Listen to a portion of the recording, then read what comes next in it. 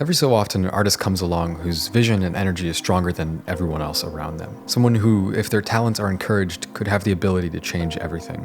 What do you do when that artist is killed before they even get started? Pop Smoke was a shooting star. He had a rapid rise to fame. He was bringing new hope and glory to the rap game in New York City, all while recording the majority of his music between the age of 19 and 20.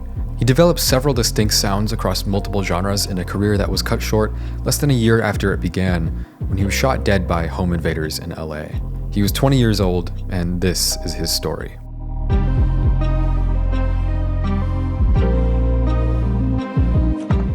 Bashar Jackson was born on July 20th, 1999 in Brooklyn, New York. His mother is from Panama, his father is from Jamaica, and Bashar grew up with both of them at home. But his childhood home sat at the corner of East 92nd Street and Seaview Avenue. He later talked in interviews about how his options for how to spend his time as a kid were pretty limited. This deep in Brooklyn, it's not the New York most people think of when they imagine the biggest, wealthiest, most glamorous place in all of North America.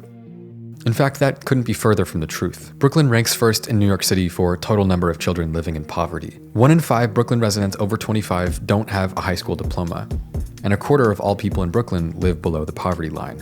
In the words of Pop Smoke himself, if you're from the hood, you can do 3 things: play ball, rap, or sell drugs. And I was good at all 3. But I'm not trap lore Volksgeist. I'm not here to glorify or profit off of telling stories about gangs. Gangs are a problem in America for the people who are forced into them and for the people who can be hurt by them by proxy. People like Pop Smoke's parents who no longer have a son.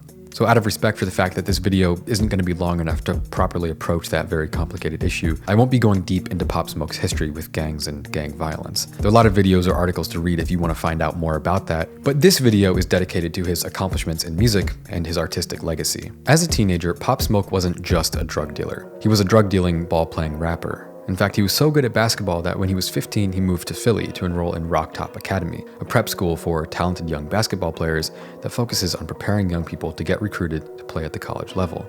Sadly, though, Pop Smoke was diagnosed with a heart murmur at 15, and he could no longer play sports at a high level. He moved back to Brooklyn and started focusing on making more money than ever before. By 16, he was driving a BMW 5 Series.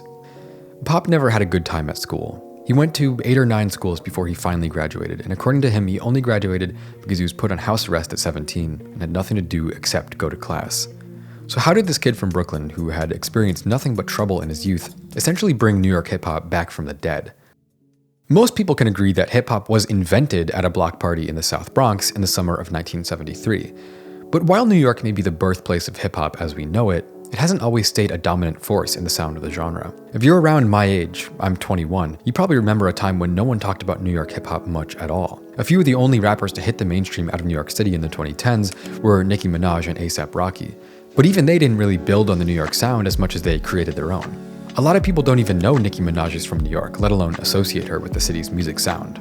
Obviously, in the 90s and 2000s, the boom-bap rappers like Jay-Z and Nas pretty much dominated the hip-hop genre, and people like DMX and 50 Cent were huge in the 2000s. But there were a good few years when New York hip-hop didn't have a place in the mainstream, except for a few minor hits from people like Bobby Shmurda. That is, until Brooklyn Drill started gaining steam a couple years ago. Now, Pop Smoke didn't popularize Brooklyn Drill. Bobby Shmurda probably deserves most of the credit for doing that back in 2014. In fact, Pop Smoke wasn't even the first Brooklyn rapper to work with UK producers like Axel Beats and 808 Mello, but he was the first rapper to do these things and break out of New York and reach a big mainstream audience.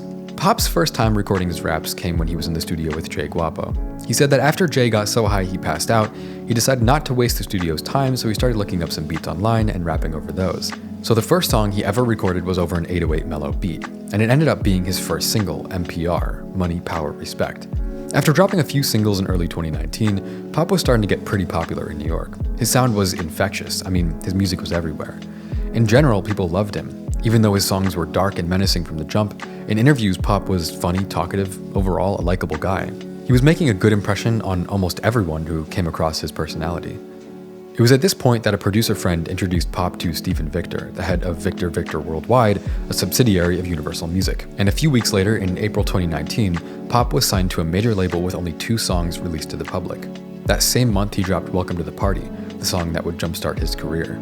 Welcome to the Party was a huge hit in New York, and before long he had remixes with Nicki Minaj and Skepta, once again bridging the gap between New York and UK hip-hop. If you've ever wondered what makes a Pop Smoke song, the 808 Mello sound would be a huge part of the answer. Mello was a 24-year-old producer from East London whose style is defined by deep, sliding 808s and cold, menacing melodies. So at this point, wanting to capitalize on what had already worked, Pop flew 808 Mello out to New York to produce his first mixtape in its entirety.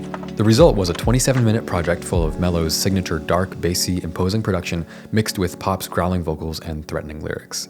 And Meet the Woo was an instant hit. It dropped in the summer of 2019 with 9 tracks, each darker, harder, and more catchy than the last. It debuted at number 105 on the Billboard 200, while Welcome to the Party peaked at number 48. Not bad for a kid who had never made music 6 months earlier.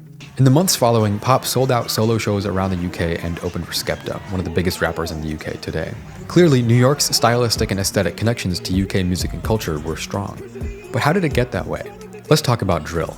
Drill is a style of rap that originated far away from New York or London. In fact, the style was born in the south side of Chicago around 2010 with the rise of artists like Chief Keef, who most people agree is the person who first popularized the drill sound. Drill is a pretty interesting genre. It's focused on local sounds and scenes, but at the same time it's been in the mainstream since like 2012 when Kanye included Chief Keef on his Cruel Summer compilation. But Chief Keef's time in the spotlight was cut short by legal troubles, and he more or less faded into relative obscurity. At the time, drill wasn't big enough to thrive without him, at least in the US. But in the last few years, Brooklyn drill has made a huge comeback. Artists like Chef G, Sleepy Hollow, 22 Jeezy, 5Yo Foreign, and Pop himself have all racked up hundreds of millions of streams with catchy drill songs coming out of Brooklyn. However, there are a lot of people that cite drill as one of the causes of America's gun violence crisis, but it seems to me it's more like a symptom. When has media of any kind ever been a cause of violence? Drill music is the experience of people born into violent areas and lives. Even back in 2013, Lupe Fiasco said this: "Chief Keef scares me. Not him specifically, but the culture he represents. The murder rate in Chicago is skyrocketing, and you see who's doing it and perpetrating it, they all look like Chief Keef." Another outlet wrote, "Drill is the theme music to murder." And criticism of drill culture has only become more common since then. On February 19th, 2020, 2 weeks after he dropped his second mixtape and barely a year and a half after starting his career becoming the leader of the Brooklyn drill movement, Pop Smoke was killed while staying at an Airbnb in LA. While authorities initially thought he was killed by rival gang members, it later turned out that the killing was far less planned. He didn't know his killers, and they didn't know him. While Pop was flexing his bags, clothes, and cars on Instagram, he had accidentally posted the address of his Airbnb in the background of a photo, inspiring a group of 4 teenagers to show up to the house with guns, intending to steal his jewelry. Most of the rest of the story comes from different conversations from witnesses at the crime scene or from informants placed in the jail cells of the teenagers accused of the killing. So after breaking into the house, the robbers found Pop in the shower, and at first they took his jewelry without a fight until he decided to fight back, at which point the 15-year-old shot him in the chest. While different sources have provided conflicting stories as to what happened in the house, there's one thing we do know for certain. In the end, Pop's killers left with just one piece of jewelry, a diamond-studded Rolex that they were able to sell for just $2,000. Even though his career lasted just a year and a half before he died, Pop Smoke recorded a lot of music. Since his death, his managers, producers, and mentors have already put together one full record of unreleased verses, and there's another one on the way to be released on July 15th. Shoot for the Stars, Aim for the Moon was released in 2020 on what would have been Pop Smoke's 21st birthday. It was executively produced by 50 Cent, who organized and managed feature verses for the record. The album debuted at number 1 on the Billboard 200, and it was ranked as one of the best albums of the year by a lot of different publications. It also won Best Album at the Billboard Music Awards in 2021. Musically, I think it was his most diverse project. It was full of drill, trap, and R&B sounds.